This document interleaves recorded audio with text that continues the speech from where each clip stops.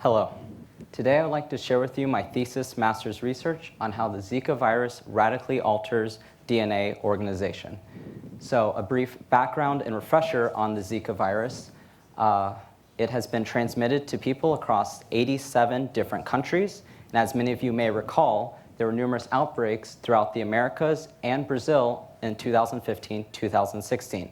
This resulted in the World Health Organization to issue a public health emergency for this pandemic. This in turn resulted in an international safety concern as Brazil was preparing for the 2016 Summer Olympics. So the way that these people were infected was through the Aedes aegypti mosquito and through sexual transmission.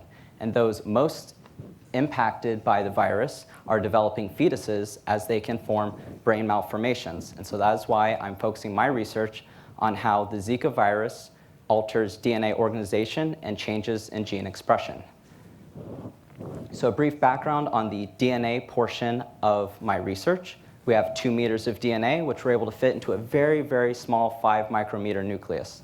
The way we're able to do this is through structures called nucleosomes. So you can think of a nucleosome much like a spool and thread. So your nucleosome structure, it has DNA that wraps around it, much like thread does on a spool.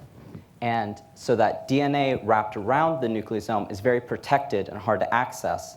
And so we can think of that as a gene being off.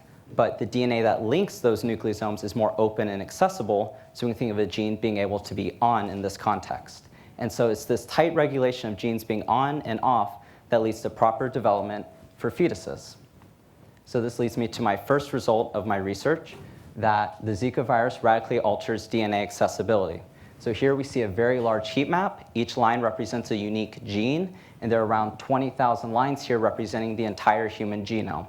So on the left, we see the yellow color, which is representing that DNA is accessible. And as we recall, the accessible DNA can lead to genes being on. But the blue is DNA that is inaccessible. So it's very tight and restricted, and so we can think of that as a gene being off. And so on the left, we see a non-infected cell, very normal, as it should be. And then on the right, we see a cell that has been infected for 12 hours with the Zika virus.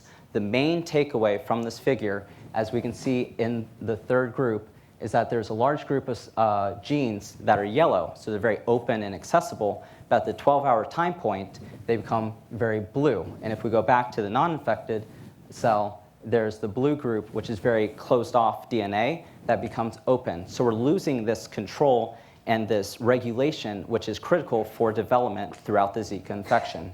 And this leads me to my final slide, that we know what the medical impact is. We know that Zika can result in microcephaly, which is the decreased head circumference. And so that's why I'm focusing my research on how the Zika virus is impacting this DNA accessibility and changes in gene expression to result in a mechanistic understanding to work towards a treatment.